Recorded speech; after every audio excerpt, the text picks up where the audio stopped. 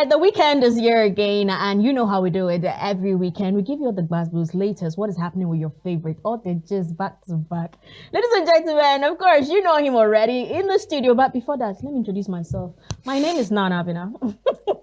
My name is Naana Abyna, and you are welcome to Chat Circle. I'm super excited to be here again, another beautiful weekend, and joining me, Should I introduce you? Please. You are not No. The way you introduce your other guests, I'm privileged to All have right, let's that do kind it. of Ladies and gentlemen, joining us for the first time, the second time, the third time in the studio with us is Simply What. Thank you very much. He's a renowned journalist. Thank you very much. How you doing? I'm very well. Good It's been a minute. It's been like a couple of minutes. You look fire. Charlie, I'm trying. You look fire. Like this is Indian or something. Your outfit, no, actually, it's giving me. It's Nigerian. It's giving me Indian. We're in a Nigerian radio station, so I'm wearing a Nigerian. Okay, fine. That's good. You look but I very hope nice, you're though. good. I'm very well. Okay, so quick one. Which of the stories are you really like ready to talk about right now? I know we've got a whole lot of stories. I have like 4 already in my hand that I really want to jump on. But you see this number 1 story, I can't wait to get on interest. Oh, experience, because I I guess. have been there. Experience. Yes, I have been there. Okay. All right, so let's go straight to our first story for the day. Okay, so frustrated father slams secondary school over expensive graduation cost. I think a lot of us can actually relate to this. So in a viral video that has been going on, shows an angry father calling out secondary schools for exploiting parents during graduation season. Now, he also criticized the rising cost of outfits and numerous hidden fees, saying these schools are doing too much. The video actually sparked a whole lot of online debate, with many parents arguing that graduation expenses have become excessive and unnecessary. Okay, so simple. You have seen the video. You Of have course seen I have. what's going on. Yes. Oh yeah, share your experience. Okay, first of all, I wouldn't lie to you. I have been in secondary school. I've graduated. I've finished my uni. I'm done with school, done with university education. Why do you need so much to just celebrate your marking of an end of a season?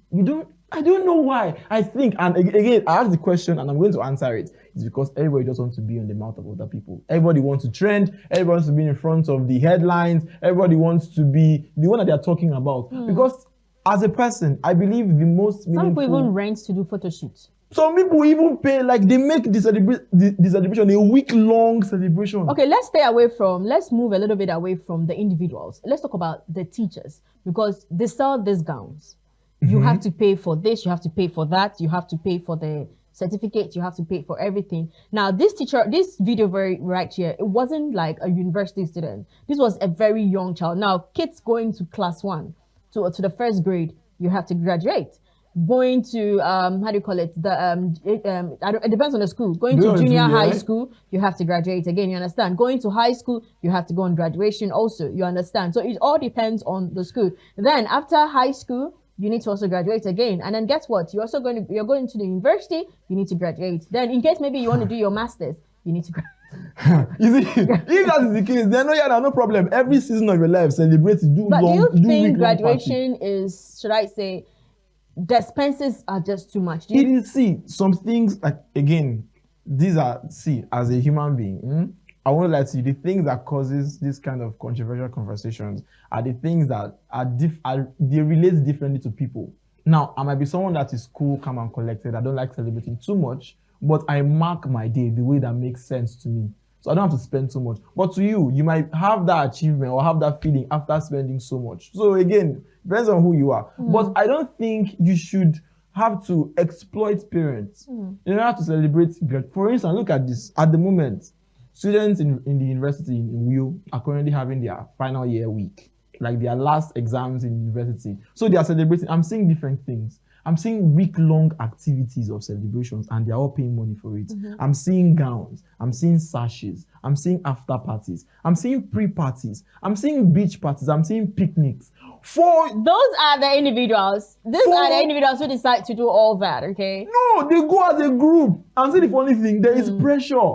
So those people that don't have the money, there's pressure. Because now, imagine if you are just like, okay, let's say, I hate to say this, you're not a trust fund child, for instance, and you are in school, and you are just trying to keep up with the fees and everything that you Then should because pay of in the school. pressure. And now these students are planning, what's it called? They are planning to have, let's have a group picture of us as a class at Ibom Icon. Then you dress the same. Sometimes they even say, okay, let's dress the same. Or at Sheraton, somewhere far, and then everybody should pay 15,000. Exactly. And you know that you cannot afford 15,000 and you cannot tell your parents that money. So how will you feel? Exactly. It hampers on your you esteem. figure out how to do that. But that is also on the way. That alone is peer pressure. So Exactly. it's up to you as an individual to actually know where to stand. But these people are young people. They cannot handle these things yet. Exactly. But they are I think people. from the video, the father was really concerned the fact that teachers are always like, okay, you have to pay this, you have to pay that. They have to, because you have to sew. Sometimes they say, okay, for instance, I remember my junior high, when we were actually going to high school, everybody had to be on suit.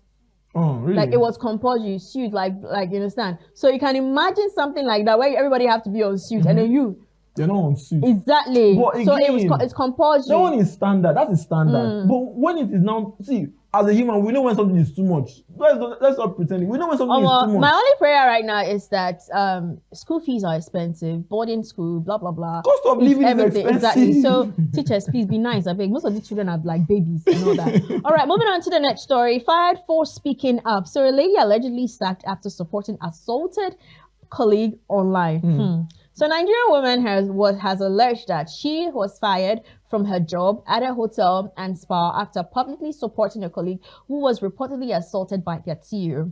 Now, the incident actually occurred during a night shift somewhere within the week earlier this month. So the woman briefly asked HR personnel Mrs. Lyo to watch the reception. While covering, Lyo was actually allegedly verbally and physically attacked by the CEO after she could not fulfill his request. Now, the CEO reportedly slapped and dragged her before having her escorted out. Lyo was actually fired at the same night. The next day, the woman commented justice for Lyo on social media post about the incident. Now, shortly after, she claimed she was confronted by the management and then fired without pay for supporting her colleague. Look, they need to even shut down that hotel. That's one. First of all, and even they need to imprison.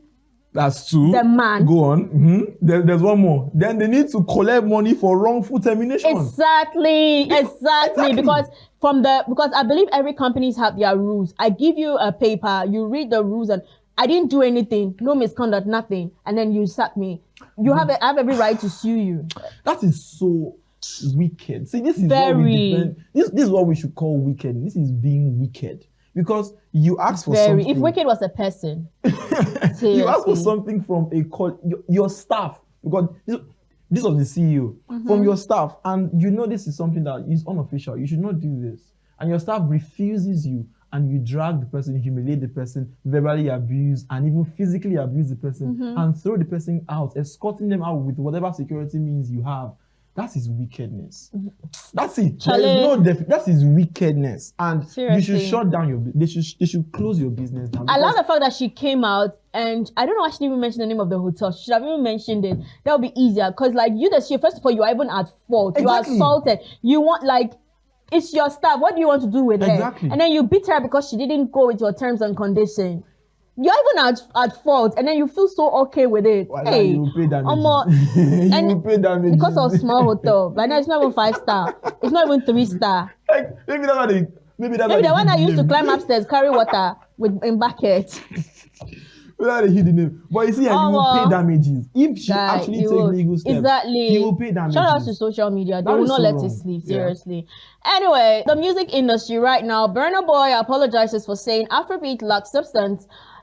Admits he spoke from a dark place. So Nigerian music star Burna Boy has apologized for his 2023 comments claiming Afrobeat lacks lyrical substance and distancing himself from the genre. Now, in a recent interview with BBC's Eddie Kari, he actually admitted that he did not initially understand the importance of Afrobeat label as a unifying umbrella for music artists. So Burna Boy explained that he called his style Afrofusion because he felt he did not fit in Afrobeat modely early in his career. So he now recognizes the need for unity among African musicians and expressed regret over his previous remarks, attributing them to mentally difficult time in his life. Well, whatever. I don't know what phase he was in, but I think I recall that this stuff was when he was being interviewed for, I think, Apple Music back in 2013. I remember. I think it was trending back to back. Yeah, this is back in 2013. And when he said this, to be honest, I wasn't really a fan of Burna Boy. But I loved some of his music. I listened to his music a lot, but I wasn't really like, I don't have like this kind of music. My eyes right now. No. I love his music, but You're not a fan. I'm not a fanboy. Okay, that's a different. Exactly. But for you to say this, even me, as I'm not a Burna stan, I am annoyed that you say African people don't have substance. What do you mean? Do you know that? It's a dark place. There was no light. I don't care. It was his room. There was no light in his house. But that is wrong. See, there's some things he has apologized. You guys should forgive. We'll forgive him. Also tell him the gravity of his offense.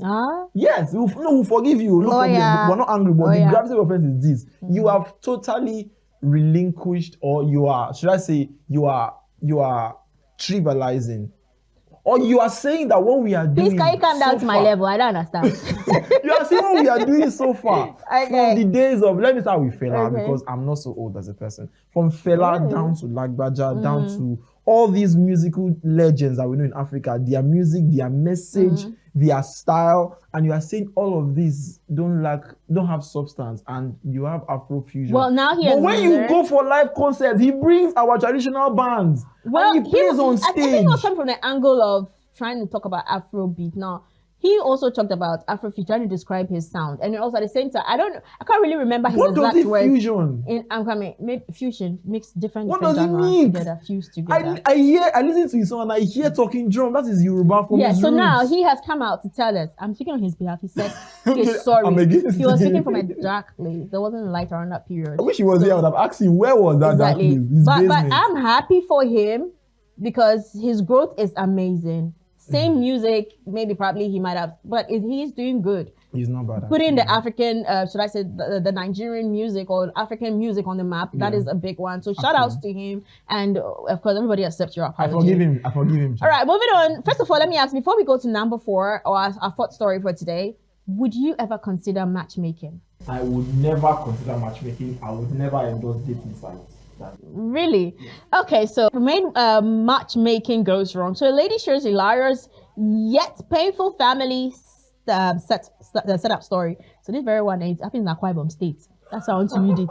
So a Nigerian lady took to X to recount a wild matchmaking experience gone wrong, orchestrated by her uncle's wife, fondly known as Big Mommy. So our 30 Big Mommy made it her personal mission to find her husband, often questioning the single women in the family during Christmas gathering. Now, 2 years ago, Big Mommy actually introduced her to a colleague's son who had just returned from studying abroad. So instead of giving him her niece's contact, she handed his number over. With no promising tutors in sight, the lady actually eventually texted him and agreed to visit him in Calabar. So, however, what followed was a shocking experience. She never saw it coming. Okay, she didn't see it coming. Starting with the man boldly stating, "I like my women thick." Okay, so let me tell you the story. Okay, so this is it. She met this guy. First of all, this guy was like way shorter than her. Like short. Did they have, okay, no, go on. So let me he walked in, and then he was like, he introduced himself like, let me see, you're not even my speckle, but since your mom is saying that we are supposed to be together, and your mom knows my mom, no problem, I'll manage. They sat down. Then he was like, I don't like my lady speckle, like have body and all kind of stuff, and you don't seem to have a. She said she just stared at a guy for a while, stared. Then the next thing she was like, she just blocked him at the spot. You understand? And then she left. First of all, guy, that proudness that is in you need to cut it, like seriously. See, I feel like it's insecurity proudness. Stand for the lady. I'll stand for the lady was even kind. She didn't even tell you that you are not even your height. She's not even the height. He doesn't even need to kneel down to pick. She said he doesn't even need, according to what she posted, he doesn't even need to kneel down to pick something falls out. That's exaggerated. Come on. No, that's what she said. That's what she said in the tweet. You understand? Now she was not even rude to you, because one thing I've learned about life is, when you see somebody, you can't tell somebody you are short unless when you guys are friends. I just saw you for the first time. I have no right to talk about your body or tell you that your body is this, or you are slim, or you are fat. I feel like it's courtesy Oh, yeah, okay, but when we fine. are Yes, friends, yes. when we start growing, I could tell you that I see your short self. Exactly. I could say that to you, you understand? But you just met somebody. She didn't even, first of all, you're not even her type, according to her. But she didn't say it. She just, okay, fine, let's get to know each other. Our feet manage, you understand? But you had to come out straight, talking about her body and talking about the fact that she's not really your kind, but you manage. Manage, Ike. Because she studied abroad, guy, come back home. Well, now, one thing I'm going to say about this whole matter is this. I'm sorry, I might sound offensive to some people listening to this now, but a guy wants what he wants. Huh? I'm serious. But if you know what you want, you shouldn't even sit down at the first place. No, you shouldn't even did they know each say other it. before now? No, you shouldn't even They say. did not. Okay. There's something simple like oh hi, nice to meet you. You guys will be talking. It can get. You don't do that at the beginning of a conversation. Just get it right. Okay, fine. Maybe probably you guys are talking after eating, then you on a normal chill out where you guys are just sitting and be like, oh, actually my kind of women are, cause like my kind of woman is this. The guy was cutting to the chase. He doesn't want to say anybody's side. I really don't know how flat she was. I really don't know how flat or how slim she was for him to do so that he likes his women fake. Maybe he just wanted to just end everything there, right there and then. It's possible. Somebody who sat down to order for food. I'm not endorsing that behavior, Nah. but I'm saying that the reason why he could have done something like that was maybe he didn't want to just go with it totally. His temper End is it as right short there. as him. Pull out the plug. Just pull it out. That was See, that what he did. I had a conversation with a friend yesterday, and I was like, look, I just feel like life is really simple. If I should meet somebody and the person doesn't really suit me, there are two things. Some people say you can actually turn someone to be the kind of person you want them to be. That is if they are willing to change. I have a friend who actually got married to a guy. Like, he's kind, he's nice, he's soft, everything she ever wanted, but the physique wasn't the thing she really wanted. You can but work on it. She worked on it. She made him look within a year. The guy was getting all slim and so fitted and everything. He was looking good. That was what she worked. That is different. Then we also have those that you meet a woman or you meet a man, you don't like, this is not the kind of things you want in a woman. You communicate it, or you don't try to change the person is not willing to. Just like, for instance, you're like, oh, I don't like my women fat. But then you've gone to fall in love with a fat woman. And now you're body shaming her, making her feel bad. I don't know if you get what I'm trying to say.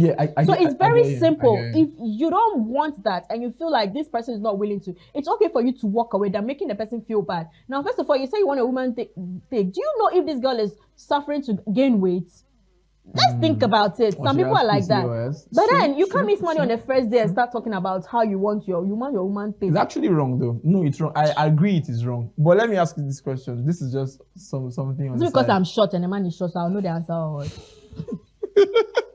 I wish that was why I was asking this question. Okay, But this is the question. listen. How long are you willing to put up with something that you know you don't want to deal with? How long Yes. am I willing To put up with something you know you don't want to So deal there's a with. difference. If I should put up with you, that means that you are willing to change and you are willing to be No, different. like, do you want to deal with it? That's what I'm saying. How long do you want to That's put up what I'm something you don't trying want to say. deal There's with? a difference. Let's say, for instance, you meet somebody who, like me, it's a turn off for me. When you are eating or cutlery sounds, it's a turn off, like big turn off. And then if I tell you, this is what I don't want. Relationship is two things. We are meeting in the middle. It's sacrifice. So if you enjoy every single time and I don't like the sound because it irritates me, and then I tell you, you're like, okay, fine, I will change. You meet me in the middle, I meet me in the middle. But there's a difference if you don't. Charlie, if you can't, that is it. I'm not going to force you. I won't stay there. That's fair. Exactly. Charlie. Anyway, moving on to this one. This one here, I don't know your most embarrassing bank moment, but we're going to share that. Yeah. So just because of a pen, man shares hilarious public embarrassment over borrowed pen request. So a Nigerian man has gone viral after sharing an awkward moment at a bank that left him both shocked and embarrassed. And so while trying to fill out a form for his bank statement, he politely asked a fellow customer for a pen, but he rudely shut down. So the customer actually snapped, saying, "You are coming to the bank and you don't have a pen. You should have bought one." So taken aback by unexpected outburst, the man quietly walked away. Now this story has sparked a whole lot of waves and similar pen shaming confession online, leaving social media users amused. See, the day I saw bank, this is just funny. the day I saw bank tying their pen to their computer or whatever, I always carry my pen. I always carry my pen. There was a time when I went to the bank without a pen.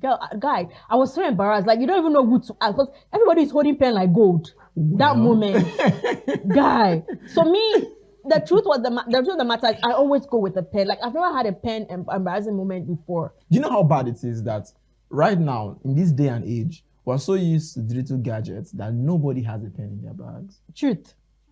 Like I notice it. Even I'm guilty of this as well. I don't have a pen in my bag as we speak. If I'm to go to a bank right now, I'm very, very most likely to fall into this situation. But again, the thing is this: you should not be angry that they didn't want to give you their pen. Exactly. You said go buy your pen. But no, but that guy was rude now. It's only pen. No, see, it was rude. It was rude, but you don't know the guy's experiences. How many times has he been to the bank? Maybe he had a pen. I don't really like using people's pen because some of them used to put in their mouth. No, that one is a disgusting behavior. Yeah, but it can actually step on your nerve. When you've been to the bank multiple times, each time they ask of your pen, you are nice enough to borrow them, and they don't return it. And you have to keep buying pen every time. It should definitely pile up, and then maybe that was just the outburst. There's nothing wrong about buying pen every day. No, it is no. It's only on I'm not going. No. Some people are very petty to the point of having special pens. Have bank pen, have church. Me, I have a church pen. You have a church pen. I have church pen. I'm serious. I have a pen for church.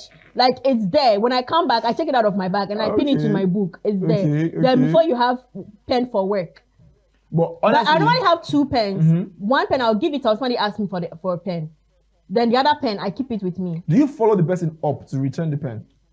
If your church man will not tell you to return my pen, that is it. Take it away. Not everybody have church mind. And not everybody have the patience of tolerating that you don't have church mind.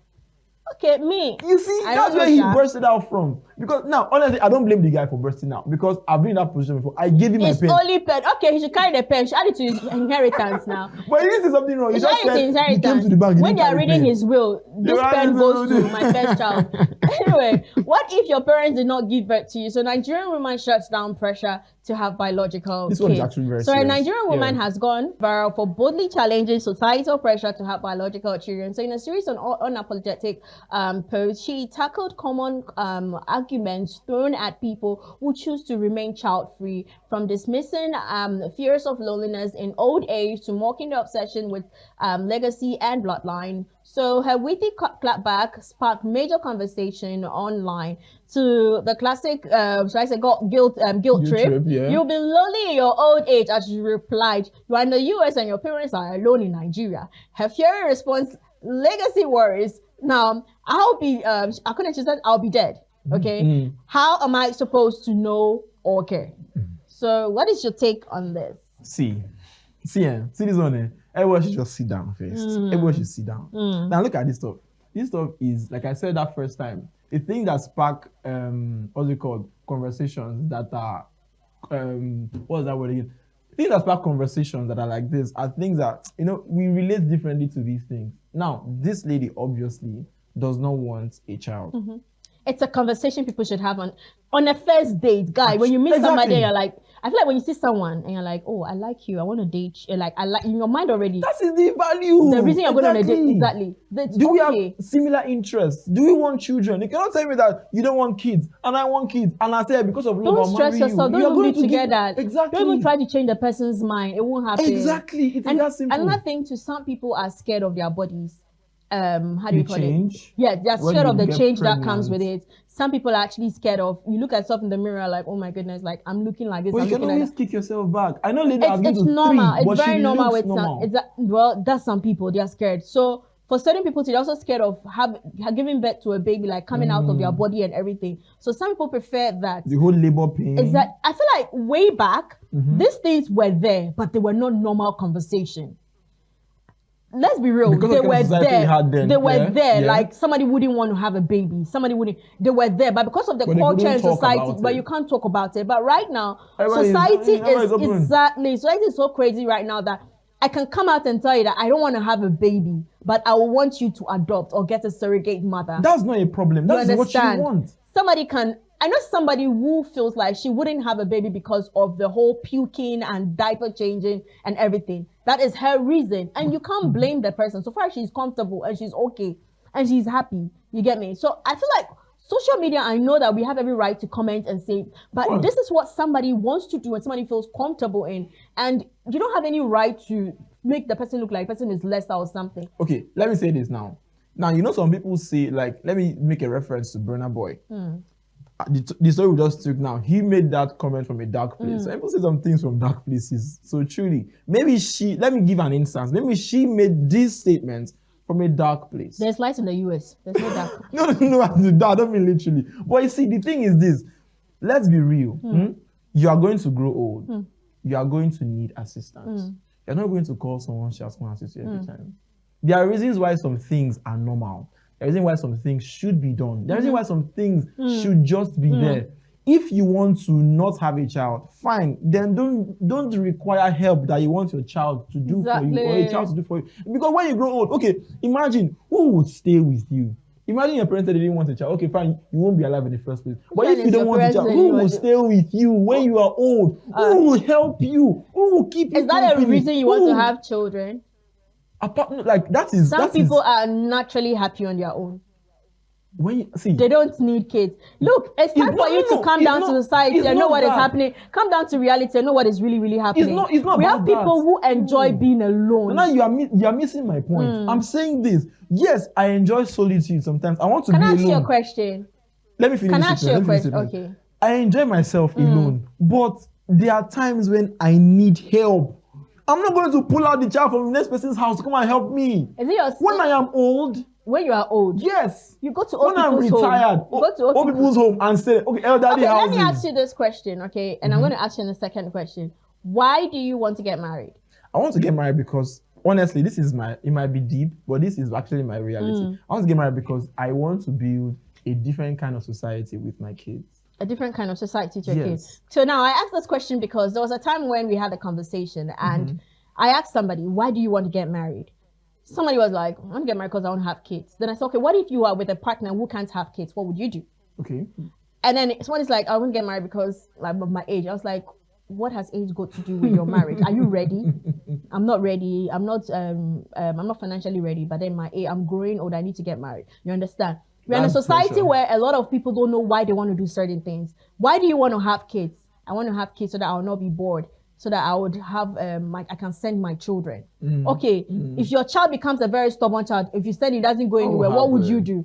There are a lot of what ifs and what ups. You understand? We've come to a society where things are happening every single day. We've come in terms of these are things that were there from onset, but then just that we never accepted them. Yeah, we never talked about it. But right now, freedom of speech. Anyone can come out and tell you that I want to get married because what? I just want me and my husband. I know people who have gotten married and they stayed together for 5 years because it was unintentional. Like they were very intentional, but they said they just want to have them alone. And somebody will wake up and be poking you and be like, won't you have baby? But you don't know what this family or what they decided. You understand? That's true. Same way, I want to have kids. Why do you want to have kids? Yes, of course, we all want to have children because they are beautiful and everything. But are you ready to provide for them mentally, physically? Are you okay? Are you ready for being a mother or a father? You understand? In as much as maybe she has said this, probably her reason, maybe she feels she might not be a good man. I know someone, I think I read a story where a guy said, the only reason I can't have a child is because my father did not train me properly and I feel like I didn't get the best of fatherhood and I feel I'll never be a good father to my child. So this is somebody still dealing with foundational whatever. And he needs to heal from it to know that he can be a better father without him feeling like he has to be like his father. Exactly. So life is simple. That is it. I'm just very, very overwhelmed at people's approach. I said our life lately, man. Anything people that will like someone on social media, his hair. I'm like, what is his hair? Okay. She they. Anyway, it's all good. At the end of the day, last, we go there all right. Abby? Let Jesus do it. Abby! Thank you so much, Simple, for coming through. I really do appreciate it. I really enjoyed myself. All right, coming up next on our main segment, we are looking at when free speech becomes defamation or cyberbullying. We're actually going to be joined by a legal practitioner on the show. We'll be right back. Don't go anywhere.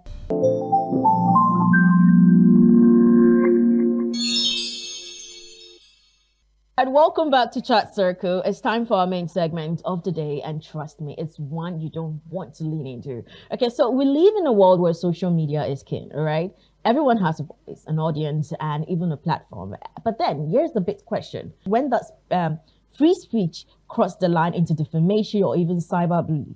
And then also, are we expressing opinions or harming reputations, holding people accountable to just dragging them for clout, or what are we really doing? Now, to help us actually make sense of all this, I'm super excited to welcome our guest today, a brilliant legal mind and seasoned practitioner. I'm talking about Mr. Alex Ogboo. He's here to help us unpack the blurred lines between free expression and criminal speech in today's digital world. Welcome to Chat Circle, sir, and it's good to have you here today. It's a pleasure to be here. What a great opportunity to share views and educate the public. Thank you so much. You're welcome, sir. So I think we'll go straight to the basics. What exactly is defamation online, and how is this different from just sharing an opinion? First of all, let me make some clarification. You know, Section 39 of the 1999 Constitution of Nigeria guarantees freedom of speech and the press. Okay.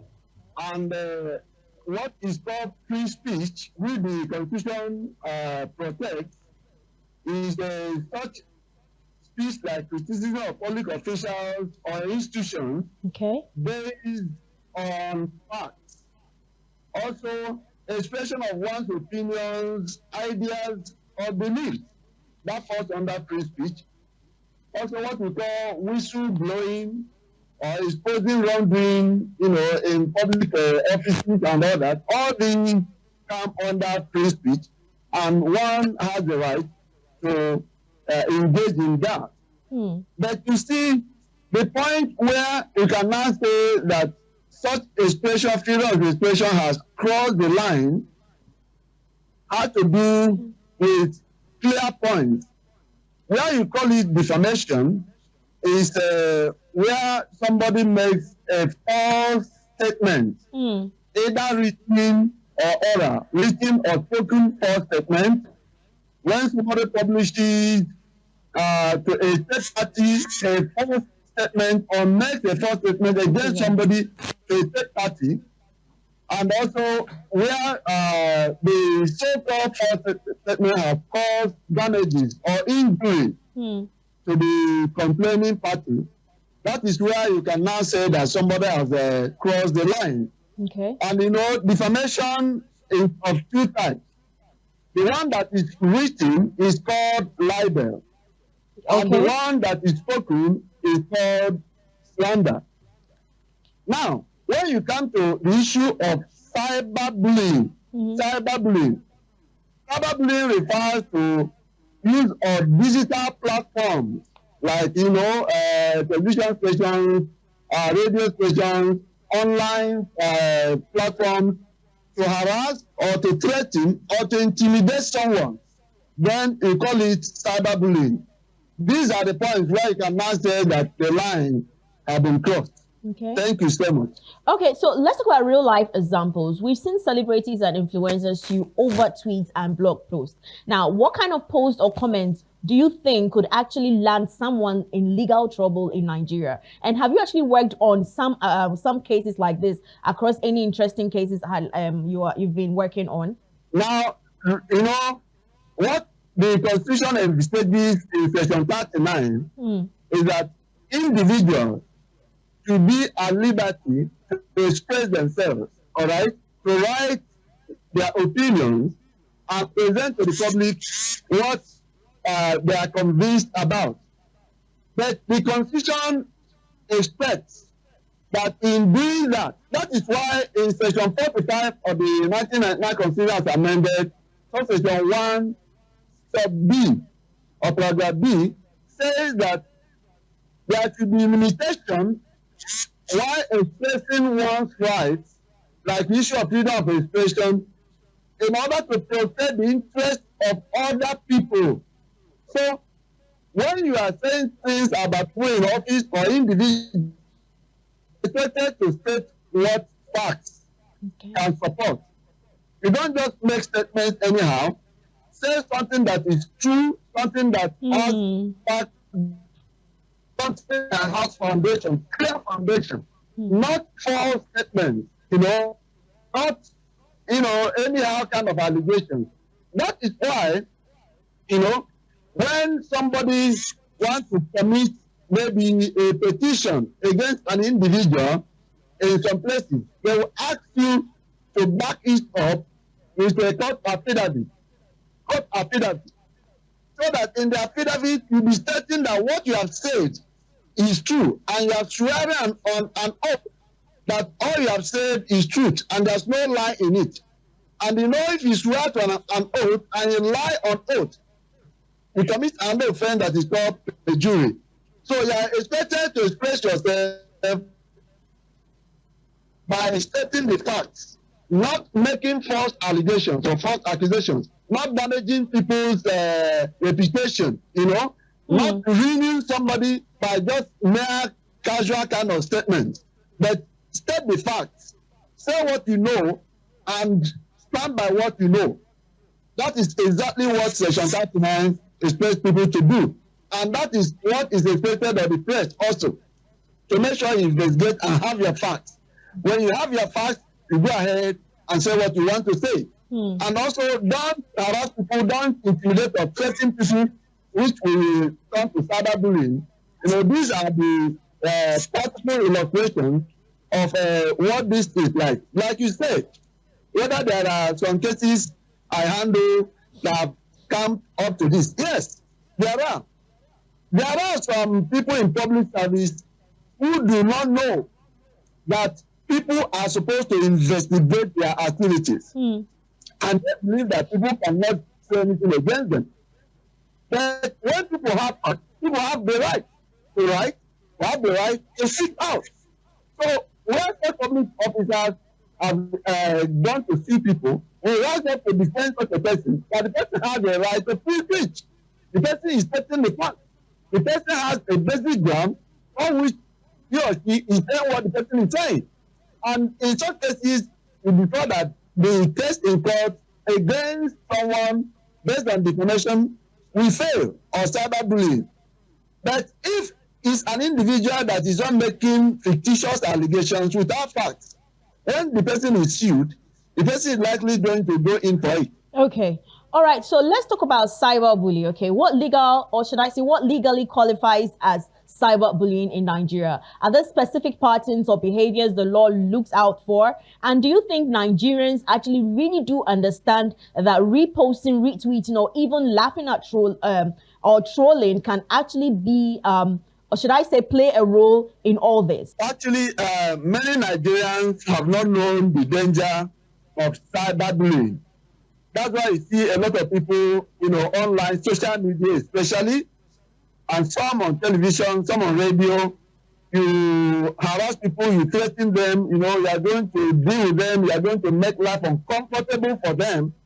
Such words, when you are saying them, they cross the line, making life uncomfortable for somebody. You are going to deal with somebody. On what basis are you dealing with the person? And so we keep dragging someone, because a person occupies a position, you want to pull the person down. Many Nigerians have not known that it offends the law, and many engage in it. And that is not encouraging at all. So Nigerians need to know that harassing people online on digital platforms or threatening people is against the law. Nigerians need to know about that. Okay. And saying it's against the law, like the issue of cyberbullying, we have the Cyber Crimes Act 2015. In section 24, the law specifically made it clear when somebody is tried on the issue of cyberbullying and the person is found wanting and convicted, it can lead to as much as 7 years imprisonment. 7 million naira, fine or 7 million naira, or 3 years imprisonment. 3 years imprisonment or 7 million naira fine, or both, depending on the severity. In some cases, it could be 1 million naira fine and 3 months imprisonment, as the case may be. So these things are real, and people need to be conversant with that. Okay. So that somebody should not make life uncomfortable for another person. Exactly. All right, so let's touch on jokes and cruise. Now, this is something we hear most of the time. We hear people say things like, I was just joking. Oh, now cruise I did catch, you understand? So at what point does bans become bullying or worse, defamation? Are our laws sensitive to intent, or do they focus more on the effect of what was said? When people want to talk of jokes, If you want to crack jokes, the joke you are cracking should be with your acquaintances, people who you are acquainted with, Okay. who have also come to the same environment with you. For instance, if it's a comedy show, you know, it's basically on the issue of comedy. And you know, you attended the program because it was a comedy show. But even in the comedy show, you are not supposed to use anyhow kind of words. Exactly. What a comedy are meant to create laughter, but not to go into the realm of weighty allegations. No. But you are cracking jokes. The joke you should crack should depend on the kind of people that know you. Because once somebody says you made a communication to a third party, to another person, and that communication had harmed or injured his or her reputation in the eyes of right-thinking members of the public, these are the things that constitute defamation. Now, when it's cyberbullying, like I said, you are using threatening words. All right? You are threatening somebody, you are harassing somebody, you are intimidating somebody. That is when it becomes cyberbullying. So, if you want to joke, there are things you should not joke with. You know, there's this parable in Africa, or in Nigeria particularly, that when a joke crosses the elbow, it becomes a hug. So, in cracking jokes, make sure you have limitation of the jokes you crack. Let it not delve into what damages somebody's reputation. Okay. All right. So now there's a fine line between calling someone out and publicly destroying their reputation. Where does the law draw the line? And then, can someone sue even if what is said is true, if it still damages their reputation? Can you sue someone on that? You know, in trying to issue, the person must show with factual principles. You know, examples, what the alleged defamatory statement made the person to lose. Somebody must be able to show that within so and so period of time and all that, that maybe your clients and all that who had engaged you to do some certain things disengaged you because of the statements made by somebody. That you lost a lot of fortune because of what somebody published against you, and some organizations or bodies or individuals withdrew their patronage from you that cost you losses. And in some cases, most of these losses, you have to quantify what you claim to have lost. When you are able to prove that, you can now talk of defamation. But mere declaring defamation doesn't ground it in law. You have to prove by facts, by evidences, the kind of damages, the kind of losses that occurred on you, that happened to you, based on the allegation or statements that are alleged to be defamatory. So it has to do with a lot of facts, indeed, on the side of the person who is claiming. Yeah. For public servants, their own is even more difficult to prove. They have more effort to make to show that what the individual said is defamatory, because they are serving the public, and the public is supposed to hold opinion about them. So they have to bring concrete facts to be able to substantiate that defamation has occurred. That's actually how it goes. Okay. Let's talk freedom of speech. Let's talk about rights. Do Nigerians actually have freedom of speech, especially online? What does the Constitution actually say, and where does it end? And in real terms, can saying the wrong thing about the wrong person really land you in jail? Now, you know, freedom of speech, freedom of expression, freedom of the press, like I stated earlier, is stated that every person should have a right to air his or her opinion, his or her beliefs, his or her ideas, you know, to communicate, to share, to discuss, to interact. The law states that you have the freedom to do that. But the law also wants you to know that there's no freedom that is absolute. while expressing your freedom of expression, freedom of press, you should make sure that the statements you are making or what you are writing do not endanger the rights of other citizens, other human beings. Do not endanger other people. So don't say things that will endanger people. Like, like the Bible says, do unto others the way you want to be done unto you. Therefore, don't use such words that when it is used against you, you will also be offended. Don't use words that demean people. Don't use words that diminish the quality of individuals. Don't use the word that destroys the character of individuals. Just like you will not also be happy when it is done against you. If you use such destructive, diminishing words, you can be sued. And once the individual proves that you make such statement to other people, and such statement cause injury and damages to his person before the law court, you can go to jail. You can go to jail. In some cases, it may not be on criminal aspect. It can be on a civil aspect where the individual will make claims. So it's not always a criminal. It can be civil where somebody claims damages. That's actually how it goes. Okay, in the aspect of fear and fairness, for a minute, I wanted to avoid this, but I think a lot of us really need to know this. In the aspect of fear and fairness, okay, some people actually feel these laws are used to silence critics and also suppress freedom of expression.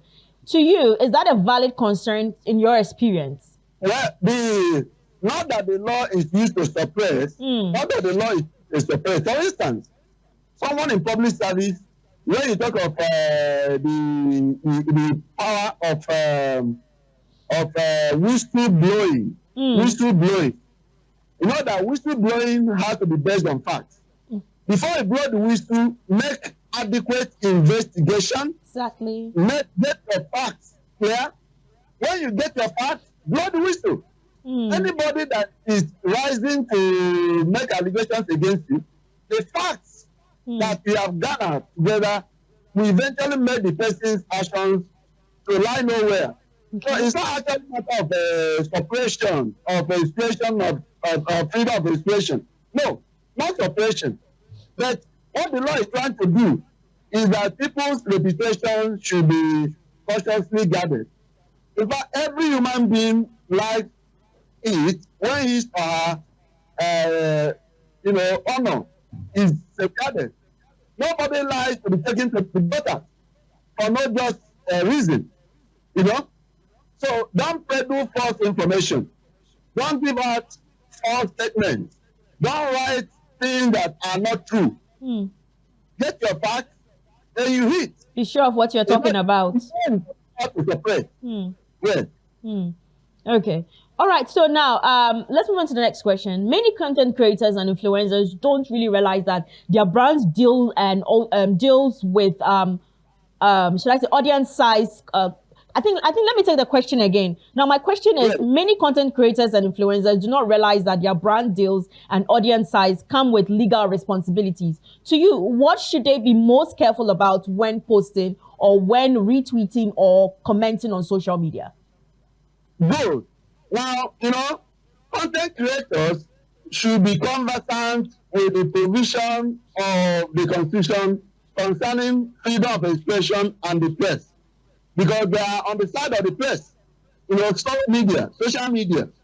Content creators should know, yes, they have the right to express their views, to share their views, their opinions, and their beliefs, but not to the detriment, not to the destruction of anybody's reputation. They should do things that create awareness, create information, create education to the public. Okay, not the thing that will destroy other people. Content creators should be conscious of this. Content creation should not be about lies. It should not be about damaging the character of people or the reputation of people. It should be about education. It should be about information. It should be about current affairs. So anybody doing content creation that goes to do things that damage people's reputation is actually crossing the line, and the person will pay for it if eventually the affected individual goes to court to take out an action. So whatever anybody is doing, people should be conscious of the reputation of other persons.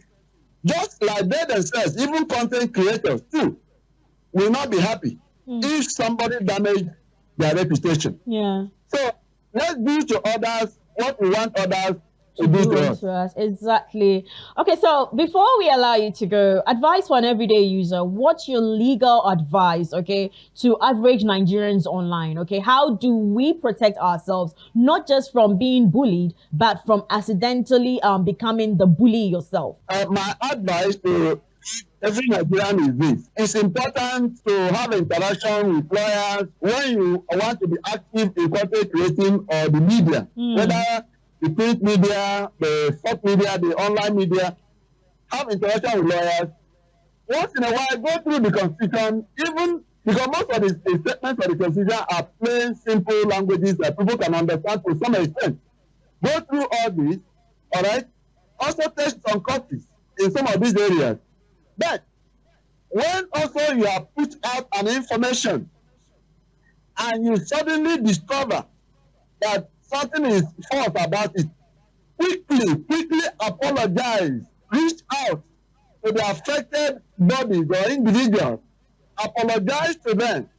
You can discover that most of the time, some people will give you opportunity that you should retract what you posted, you should retract and withdraw what you wrote, or else they will do so and so. Apologize, withdraw your statement. That's one of the ways to move forward. Okay. All right. Finally, in one sentence, okay, what's that one thing every Nigerian should remember before they click to post? What every Nigerian should remember before posting is let what I'm posting or he or she is posting create knowledge, create education, create proper awareness, advance society.